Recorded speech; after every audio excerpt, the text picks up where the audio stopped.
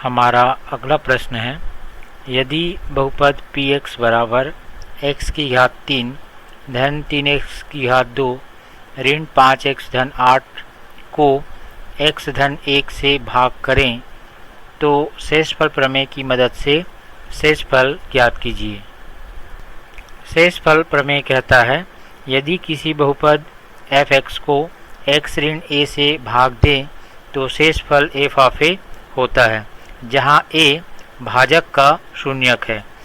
तो प्रश्न में हमें दिया हुआ है बहुपद px को x धन 1 से भाग देना है, अर्थात px हमारा भाज्य होगा। भाज्य px बराबर x की घात 3 धन 3x की घात 2 ऋण 5x धन 8 तथा x धन 1 हमारा भाजक होगा, इसे हम gx मान लेते हैं।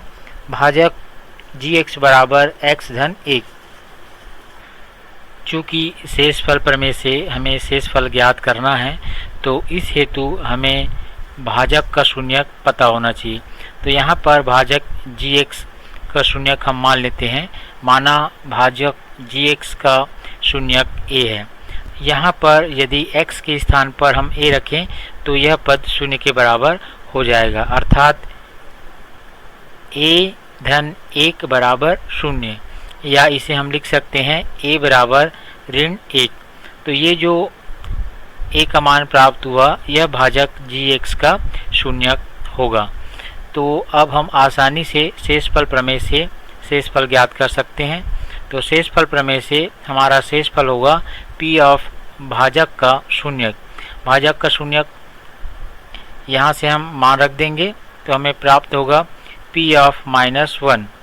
अब यहाँ पर ध्यान देंगे, चूँकि बहुपद p को इस प्रकार से परिभाषित किया गया है, अतः हम p ऑफ -1 का मान ज्ञात करने हेतु जहाँ जहाँ x है वहाँ पर हम x के स्थान पर ऋण 1 रखेंगे। तो हमें अगला पद इस प्रकार प्राप्त होगा, ऋण 1 की घात 3 धन 3 कोष्टक में ऋण 1 की घात 2 ऋण 5 कोष्टक में ऋण 1 धन 8। जहाँ जहाँ x है वहाँ पर हमने x के स्थान पर ऋण 1 रख दिया।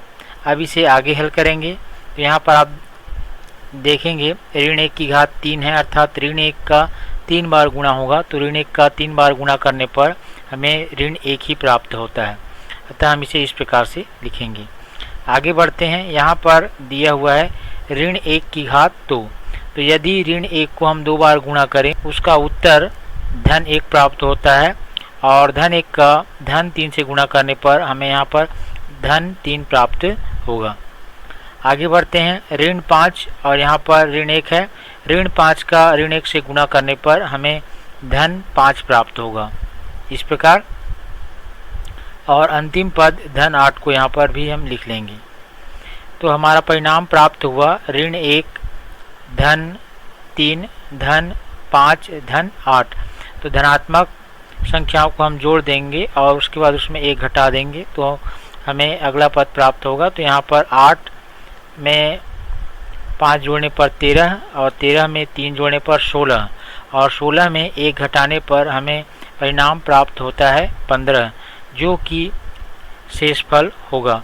तो इस प्रकार हम शेषफल प्रमेय की सहायता से शेषफल ज्ञात कर सकते हैं।